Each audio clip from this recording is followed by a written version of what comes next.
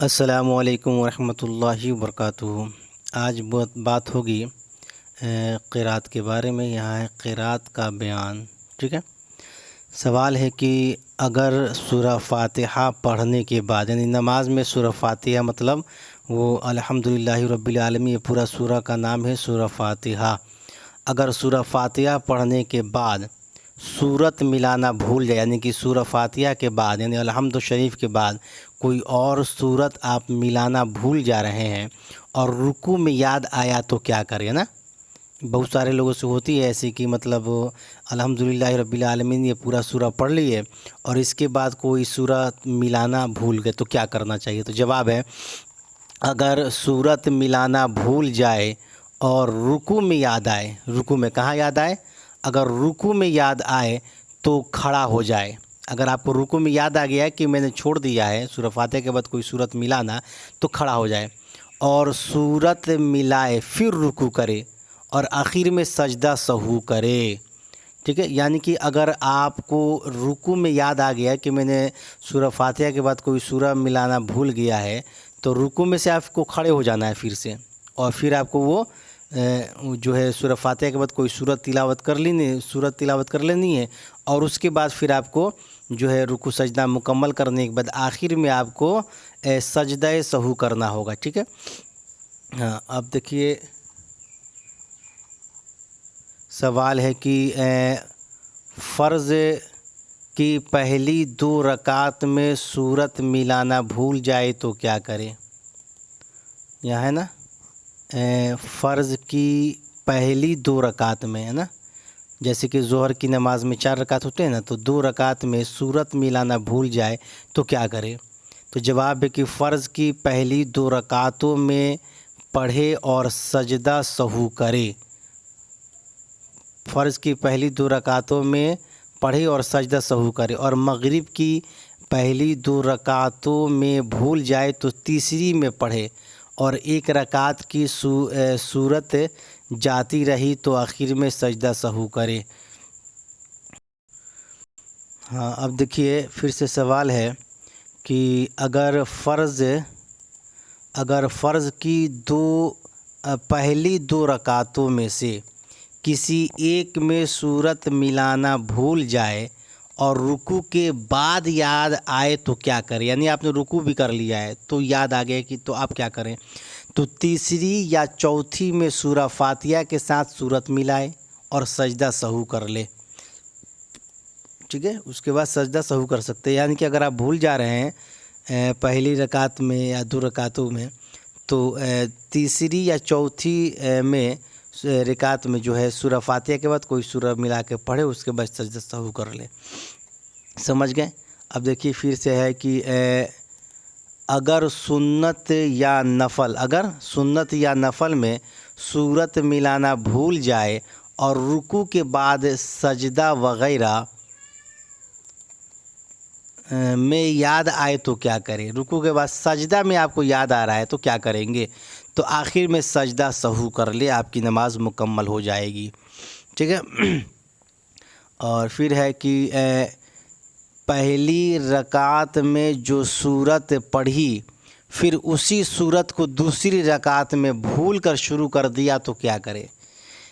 For example, آپ سورہ فاتحہ کے بعد الم تری کیف کی تلاوت کیے اور پھر دوسری رکعت میں بھی وہی الم تری کی جو ہے آپ نے تلاوت کر دی تو کیا کریں؟ یعنی کہ 2 رکعتوں میں آپ نے پہلی رکعت میں بھی وہی سورہ کی تلاوت کی اور دوسری رکعت میں بھی وہی سورہ کی تلاوت کی، تو کیا کرنا چاہیے؟ تو جواب ہے کہ پھر اسی سورت کو شروع کر دی جائے، پھر اسی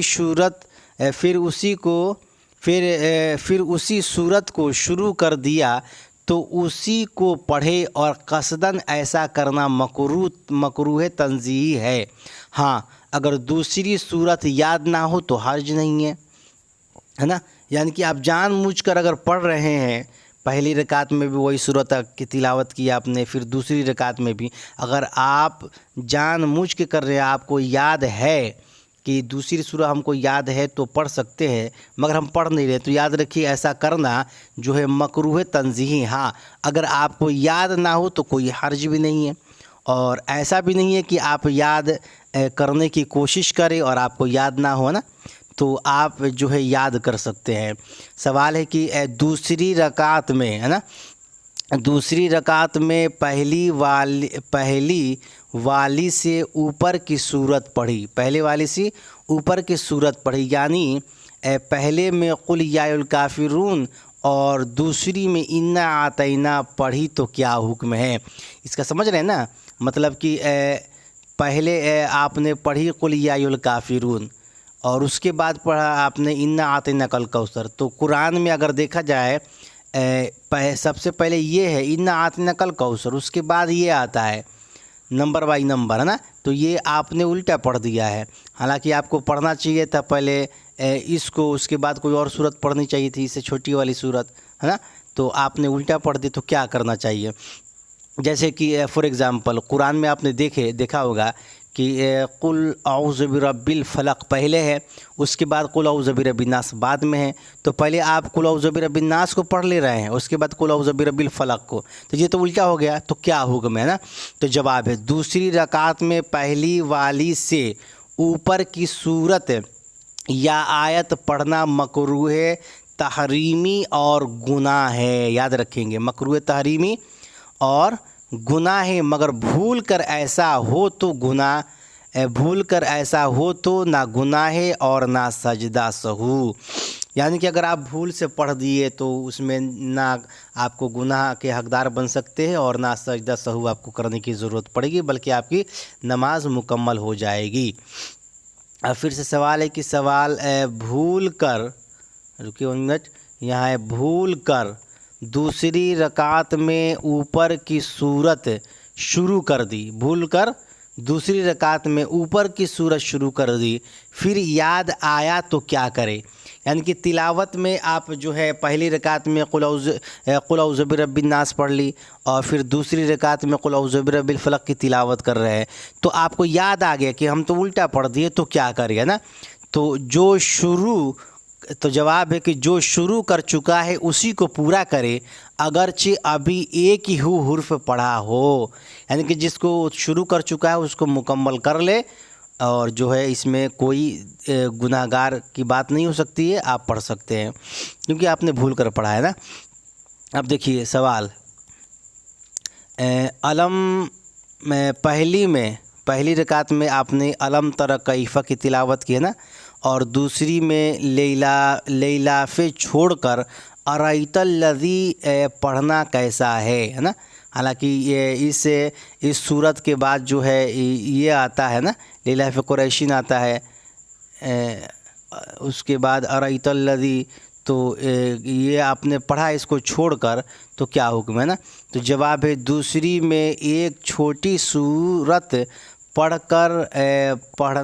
چھوڑ کر پڑھنا منع ہے، اور بھول کر شروع کر دی تو اس کو ختم کرے، چھوڑنے کی اجازت نہیں ہے، یعنی کہ چھوٹی سورت کو آپ جو ہے چھوڑ کر آگے نہ بڑھے بلکہ اس کو مکمل کر لینا زیادہ بہتر ہوگا فقط۔